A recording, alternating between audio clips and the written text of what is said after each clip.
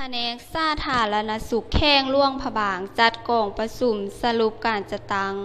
ปฏิบัติเวียกงานสาธารณสุข10 เดือนและวางแผนการส่งเดือนท้ายปี2019ซึ่งได้จัดขึ้น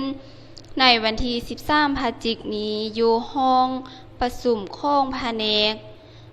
โดยการเป็นประธานของทานดอหออัมพร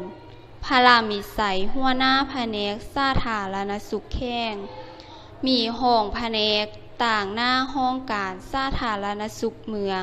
นครและเซียวสานเข้าร่วมทานดอหออัมพรพลามิไสหัวหน้าแผนกสาธารณสุขแข้งได้มีคำเห็นกล่าวเปิดกองประชุมว่ากองประชุมครั้งนี้เป็นขีดหมายอันสำคัญซึ่งจะได้พร้อมกันสรุปตีราคาคืนการจัดตั้งปฏิบัติเวียกงานสาธารณสุขใน10 เดือนผ่านมาและวางทิศทางแผนการส่งเดือนในท้ายปีเป็นต้นแม่นความคืบหน้าการจัดปฏิบัติเวียกงานแม่และเด็กทางการวางมาตรการ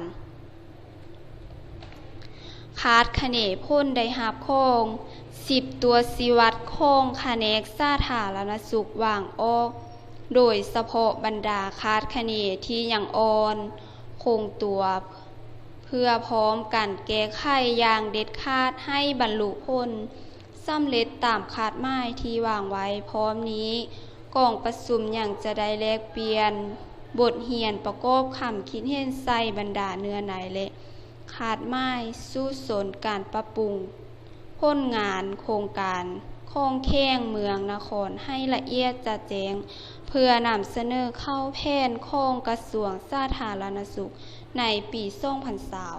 2020กองประชุมครั้งนี้ได้รับฟังการรายงานความคืบหน้าของการจัดตั้งปฏิบัติมาตรการภายหลังกองประชุม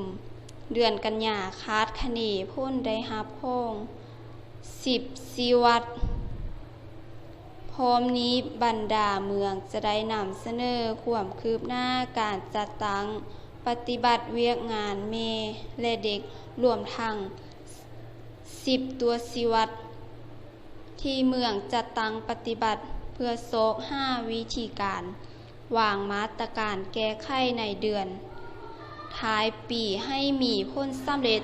ตามระดับคาดหมายที่วางไว้กองประชุมดำเนินเป็นเวลา2 วันจึงสำเร็จข่าวส่วน